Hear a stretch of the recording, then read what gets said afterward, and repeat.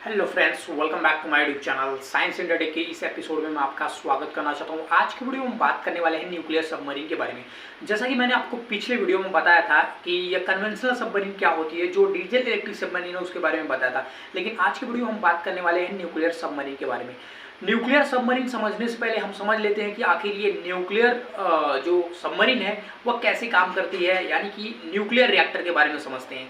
सबसे पहले हम समझेंगे कि न्यूक्लियर रिएक्टर क्या होता है और उससे इलेक्ट्रिसिटी कैसे जनरेट की जाती है। उसके बाद ही आप समझ पाएंगे कि न्यूक्लियर सबमरीन कैसे काम करती है, क्योंकि जो कॉन्सेप्ट है न्यूक्लियर सबमरीन का वो same as it is concept है न्यूक्लियर पावर प्लांट में।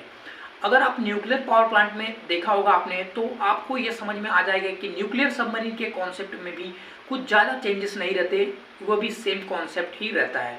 तो न्यूक्लियर सबमरीन या कह सकते हैं न्यूक्लियर सबमरीन समझने से पहले हम समझते हैं थोड़ा न्यूक्लियर पावर प्लांट के बारे में जान लेते हैं कि न्यूक्लियर पावर प्लांट में इलेक्ट्रिसिटी कैसे जनरेट की जाती है।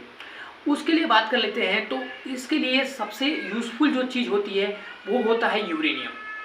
यूरेनियम क्यों यूजफुल होता है वो थोड़ा समझ लेते हैं, क्योंकि अगर आप एक पेन के साइज कितना यूरेनियम अगर यूज़ करते हैं न्यूक्लियर पावर प्लांट में, तो आप उससे एक स्टेट के इलेक्ट्रिसिटी जनरेट करने का मतलब कह सकते हैं एक स्टेट को एक दिन में जितनी इलेक्ट्रिसिटी की रिक्वायर्ड होती है वह आप मात्र एक पेन के साइज इतने यूरेनियम से आप फुलफिल कर सकते हैं। तो आप इससे समझ सकते हैं कि यूरेनियम कितना पावरफुल होता है। यूरेनियम ऐसे ही नहीं कह सकते हैं दुनिया का सबसे महंगा पदार्थ कहा जाता है, क्योंकि ये बहुत ही ज़्यादा कॉस्टली होता है। क्योंकि इससे जब हम इलेक्ट्रिसिटी जनरेट करते हैं तो इस इलेक्ट्रिसिटी में कोई भी तरह का स्मोक या धुआं नहीं निकलता, इससे कि पॉल्यूशन भी नहीं होता। लेकिन यूरेनियम को कंट्रोल करना बहुत ही मुश्किल होता है। सबसे पहले समझते हैं कि यूरेनियम से कैसे इलेक्ट्रिसिटी जनरेट की जाती है। यूरेनियम को छोटे छोटे ट्यूब्स में डाल दिया जाता है, यानी कि ये जो ट्यूब्स होते हैं उसके अंदर यूरेनियम फुलफिल कर दिया जाता है। ये यूरेनियम को कह सकते हैं यूरेनियम की जो कोर होता है उसके अंदर रखा जाता है इन ट्यूब्स को, और इनके अंदर होता है nuclear fission reaction. Nuclear fission start करने के लिए जर्कोनियम नामक एलिमेंट का इस्तेमाल किया जाता है। जैसे आपने देखा होगा कि आपको चूल्हा जलाने के लिए आपको लाइटर या माचिस की जरूरत होती है, तो कह सकते हैं इसको जर्कोनियम, जो अनिवार्य रूप से जिस पदार्थ का उपयोग किया जाता है या जिस एलिमेंट का उपयोग किया जाता है वो जर्कोनियम है। जर्कोनियम से ही कह सकते हैं इस रिएक्शन को स्टार्ट किया जाता है। अब स्टार्ट होने के बाद क्या होता है कि जैसे ही यह एक आइटम दूसरे आइटम में तोड़ता है, दरअसल यूरेनियम के ऊपर ना हम न्यूट्रॉन की बम्बार्टमेंट करते हैं। जैसे ही बम्बार्टमेंट एक न्यूट्रॉन से बम्बार्टमेंट की जाती है तो दो एटम्स में टूट जाता है और फिर उसके अंदर से 3 इलेक्ट्रॉन निकलते हैं। तो मतलब कह सकते हैं एक चेन रिएक्शन होता है। जितना ज़्यादा यह अपने आप को कह सकते हैं न्यूट्रॉन्स इसके ऊपर बम्बार्टमेंट करता जाएगा, ये अपने आप को तोड़ता जाएगा। तो कह सकते हैं न्यूट्रॉन की इससे क्या होता है कि दो चीज़ें इसमें बढ़ती हैं। एक तो ये रिएक्शन बहुत तेज होता है और दूसरा कि इसके अंदर न्यूट्रॉन बहुत ही ज़्यादा बढ़ने लगता है। तो इस रिएक्शन में दो चीज़ों को कंट्रोल करना बहुत ज़रूरी है। अगर आप न्यूक्लियर रिएक्टर को समझना है तो आप दो चीज़ों को अगर समझ जाते हो तो आप न्यूक्लियर रिएक्टर को कंट्रोल कर सकते हो। पहली चीज़ कि उसके इलेक्ट्रॉन की संख्या, आपको उसके इलेक्ट्रॉनों की संख्या को कंट्रोल में करना होगा अगर आपको इलेक्ट्रिसिटी जनरेट करना है तो। दूसरी थिंग, जो रेट ऑफ रिएक्शन हो रहा है बहुत ही फास्ट होता है, तो उसे भी कह सकते हैं स्लो करने की डाउन है, मतलब स्लो स्पीड से चलाया जाए ताकि आपका जो रिएक्शन हो ज़्यादा फास्ट ना हो। नहीं तो अगर ज़्यादा फास्ट होगा तो वह ब्लास्ट हो जाएगा पूरी तरीके से। तो इसके लिए मदद लिया जाता है। अगर इलेक्ट्रॉन को सोखने की बात हो जाए तो इसमें कैडमियम और बोरान की छड़ आती है जो कि इन रिएक्टर के बीच में लगाया जाता है, ताकि जब हम इसे चाहें अपने अनुसार कह सकते हैं इसे हम कह सकते हैं इसके इलेक्ट्रॉन को सोख सकते हैं। अगर रिएक्शन ज़्यादा तेज हो रहा है तो हम इसके जो इलेक्ट्रॉन्स हैं, इलेक्ट्रॉन के इफेक्ट से ही ज़्यादा तेज रिएक्शन होता है, क्योंकि ये न्यूट्रॉन्स जो होते हैं दूसरे के ऊपर अटैक करते हैं आइटम्स के ऊपर और उन्हें तोड़ते हैं, जिससे एनर्जी रिलीज होती है।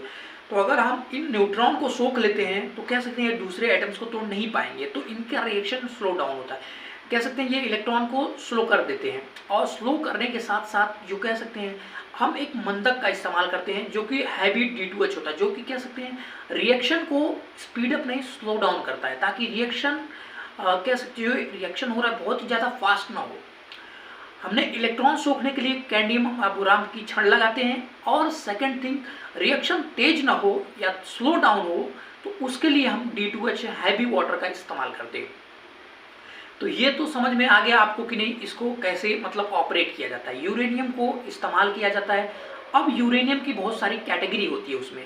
अब बात कर लेते हैं, जो जमीन से यूरेनियम निकलता है वो उतना प्योर नहीं होता, यानी कि कह सकते हैं इनरिच शब्द का इस्तेमाल किया जाता है। इनरिच मतलब कह सकते हैं प्योर, आप समझ सकते हो, समझने के लिए आप बोल सकते हो प्योर, हम उसे अपनी भाषा में कहते हैं इनरिच।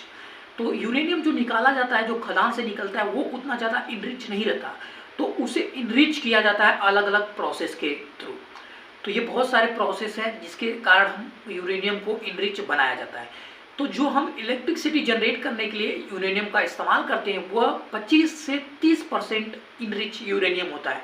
अगर आपका यूरेनियम 25 से 30% यूरेनियम इनरिच है तो आप उसे कह सकते हैं कि इलेक्ट्रिसिटी जनरेट कर सकते हैं। हाँ, इलेक्ट्रिसिटी जनरेट कर सकते हैं, लेकिन कह सकते हैं इसे न्यूक्लियर बम नहीं बना सकते, क्योंकि इसके पहले जब भारत ने पहला टेस्ट किया था तो भारत को इस बात का अंदाज़ा नहीं था कि यूरेनियम को, जो कह सकते हैं यूरेनियम का बम बनाने के लिए यूरेनियम को इनरिच करना बहुत ही ज़रूरी है, और वो भी कह सकते हैं 70 से 80% अगर यूरेनियम इनरिच है तभी आप उसे न्यूक्लियर बम बना सकते हो। जो कि भारत से पहली बार जो फेल हुआ था परमाणु प्रोग्राम, वो इसका कारण यही था, क्योंकि भारत को ये समझ में नहीं आया था कि जो यूरेनियम से आप इलेक्ट्रिसिटी बना रहे हैं उससे आप बम नहीं बना सकते हैं, क्योंकि वो 25 से 30% ही इनरिच यूरेनियम होता है। अगर आपको इलेक्ट्रिसिटी के अलावा अगर उसे आप न्यूक्लियर बम बनाना चाहते हैं तो आपको 70 से 80% शुद्धता वाले यानी कि इनरिच यूरेनियम का इस्तेमाल किया जाएगा, तभी ये रिएक्शन को अंडरगोज कर पाएगा। तो ये तो आपको समझ में आ गया कि हम न्यूक्लियर पावर प्लांट में और न्यूक्लियर बम में कौन से यूरेनियम का इस्तेमाल करते हैं। तो ये तो हो गई यूरेनियम की बात। अब समझते हैं कि आगे इस प्रोसेस के जरिए कैसे इलेक्ट्रिसिटी जनरेट की जाती है, ताकि आप अच्छे से समझ सकें कि जो न्यूक्लियर सबमरीन है उसमें इलेक्ट्रिसिटी कैसे जनरेट की जाती है।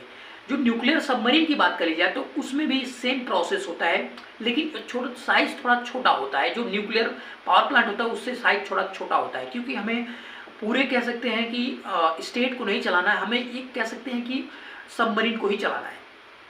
तो उसके हिसाब से इसका सेटअप किया जाता है। और इसकी जो चादर होती है न्यूक्लियर पावर प्लांट में बात करी जाए तो कह सकते हैं कि वह 10 फीट मोटी जो होती है कंक्रीट की चादर बनाई जाती है, ताकि न्यूक्लियर रिएक्टर अगर कभी भड़क भी गया तो यह बाहर इसके रेडिएशन का खतरा न हो, इसलिए इतनी प्रोटेक्शन की जाती है। आपको जानकारी के लिए बता देना चाहता हूँ कि जो यूरेनियम का मतलब कह सकते हैं जो न्यूक्लियर पावर प्लांट होता है उसमें Z+ नहीं Z++ सिक्योरिटी होती है, यानी कि एक प्रधानमंत्री से भी ज़्यादा सिक्योरिटी दी जाती है न्यूक्लियर पावर प्लांट में, ताकि अगर इससे कुछ भड़क गया, अगर गलती से भी यूरेनियम भड़क गया तो कह सकते हैं या 5 किलोमीटर रेडियस में पूरा खत्म कर देगा। यानी कि अगर नाला सोपारा में अगर यह फटता है यूरेनियम तो कह सकते हैं यह कलम से लेके हाईवे तक पूरे जो एरिया है उसको पूरी तरीके से कोलैप्स कर सकता है, और उसके बाद वाला जो एरिया रहेगा उसमें कह सकते हैं अपने रेडिएशन का खतरा छोड़ देता है। इसलिए न्यूक्लियर सबमरीन जो होती हैं कह सकते हैं बहुत ही पावरफुल होती हैं, और इनका जो कह सकते हैं यूरेनियम होता है वो 25 से 30% शुद्धता वाला यूरेनियम का इस्तेमाल किया जाता है। अब ये यूरेनियम का इस्तेमाल हम लोग क्यों करते हैं थोड़ा वो समझ लेते हैं। यूरेनियम से हम लोग जब रिएक्शन अंडरग्रो करते हैं, न्यूक्लियर फिजन स्टार्ट करते हैं, तो उससे बहुत ही ज़्यादा हीट जनरेट होती है, और उस हीट का इस्तेमाल किया जाता है पानी को हीटअप करने के लिए। अब पानी को हीटअप तो आप कह सकते हैं किसी कह सकते हैं बड़े कंटेनर में भी कर सकते हैं, लेकिन उससे क्या होगा कि आपको बड़े कंटेनर में अगर आप हीटअप करते हैं तो आपको काफ़ी टाइम लग जाएगा। तो इसके लिए छोटे छोटे ट्यूब्स का इस्तेमाल किया जाता है, ताकि ट्यूब से पानी को गुजारा जाए। तो अगर ट्यूब्स को गर्म हम लोग करते हैं तो कह सकते हैं बहुत ही जल्दी हीट कह सकते हैं हीट से वो वेपर हो जाएगा। आप सोचिए आपके पास अगर थोड़ा सा पानी है, अगर आप उसको कहीं गर्म करते हैं तो वो बहुत ही जल्दी इवोपरेट हो जाएगा, मतलब कह सकते हैं कि बहुत ही जल्दी वो भाप में बदल जाएगा। इसलिए छोटे छोटे ट्यूब्स को लगाते हैं, और बॉयलर के अंदर छोटा छोटा ट्यूब्स रहता है जिसका पानी से सर्कुलेट किया जाता है। एक साइड से पानी जाता है, दूसरे साइड से स्टीम निकलती है। एक साइड से पानी जाता है, दूसरे साइड से स्टीम निकलती है। तो जहाँ स्टीम निकलती है वहीं पे नोजल लगा के वहीं पे हम एक टरबाइन ब्लेड लगा देते हैं। अब टरबाइन ब्लेड इसलिए लगाया जाता है ताकि टरबाइन जब रोटेट होगा तो टरबाइन का एक शाफ्ट कनेक्ट होता है आर्मेचर से, यानी कि कह सकते हैं कि यह अल्टरनेटर होता है जो कि कह सकते हैं इलेक्ट्रिसिटी जनरेट करता है। तो इससे कनेक्ट होता है, उसमें कुछ नहीं रहता, उसमें दरअसल आर्मेचर में कुछ नहीं रहता, दो मैग्नेट रहते हैं और दो मैग्नेट के बीच में एक मैग्नेट को घुमाया जाता है, तो उससे इलेक्ट्रिसिटी जनरेट होती है। तो वो आपको किसी दूसरे टॉपिक में बता दूंगा कि कैसे मैग्नेटिक फ्लक्स को कट करता है, तो कैसे इलेक्ट्रॉन जनरेट होते हैं और इलेक्ट्रॉन को हम लोग क्या करते हैं कार्बन ब्रश के थ्रू हम लोग एक लाइन में लगा के उसको निकालते हैं। तो वो किसी अगले टॉपिक में मैं आपको एक्सप्लेन कर दूंगा कि वो कैसे हम इलेक्ट्रिसिटी जनरेट करते हैं। ये हो गया कॉन्सेप्ट कि हम आर्मेचर को कनेक्ट कर देते हैं टरबाइन ब्लेड से, और टरबाइन ब्लेड जैसे घूमता है तो आर्मेचर भी घूमता है और इलेक्ट्रिसिटी जनरेट होती है। तो यही बेसिक कॉन्सेप्ट का इस्तेमाल किया जाता है न्यूक्लियर पावर प्लांट में। तो मतलब पूरा जो ये सिस्टम है यह पानी को हीटअप करने के लिए है।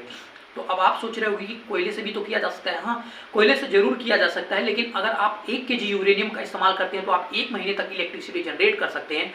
वहीं कोयले की बात कर ली जाए तो आप समझ ही सकते हो 1 किलो कोयले में आप कितना ज़्यादा इलेक्ट्रिसिटी जनरेट नहीं कर पाएंगे। तो ये बहुत ही ज़्यादा फायदा होता है, इसलिए यूरेनियम बहुत ही महंगा मिलता है। इस चीज़ का इस्तेमाल किया जाता है न्यूक्लियर सबमरीन में।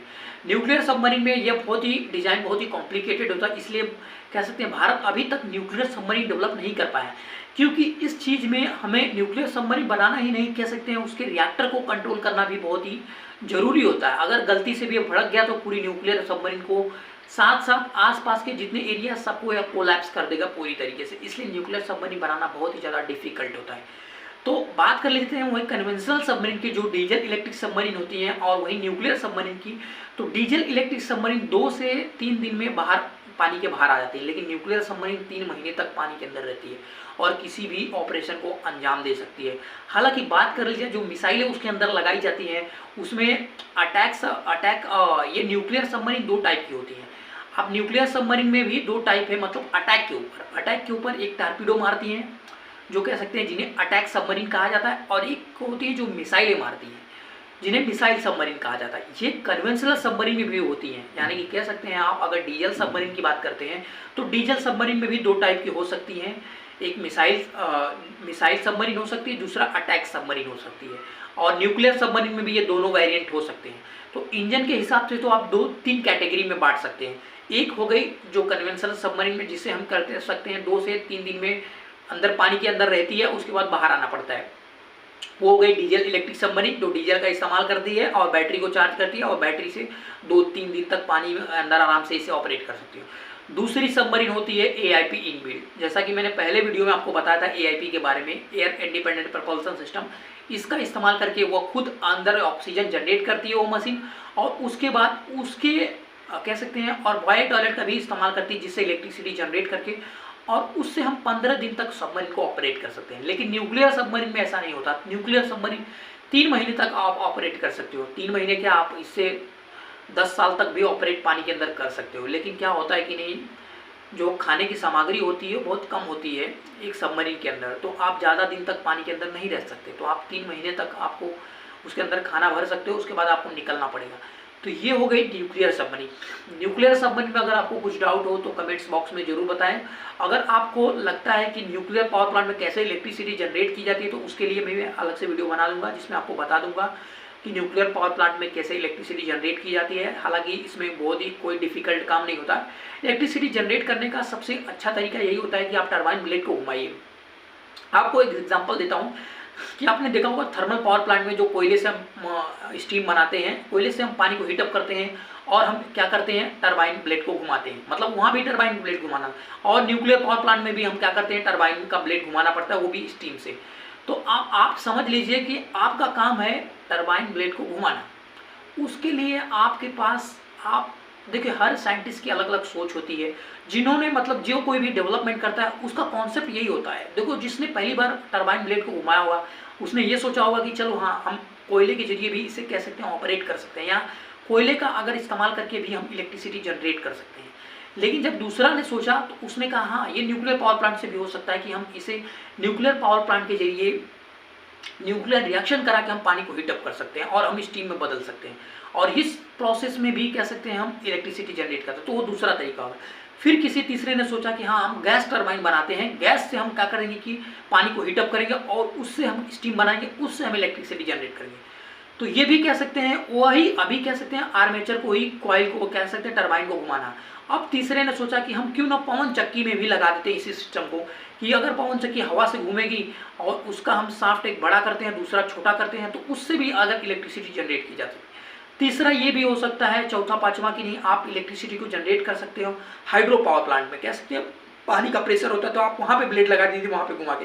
तो मतलब ओवरऑल समझ लीजिए कि आपको टरबाइन ब्लेड घुमाना है। अगर आपके पास भी कोई इससे अच्छा आइडिया है जिससे आप इलेक्ट्रिसिटी जनरेट कर सकते हैं तो आप उससे भी कर सकते हैं।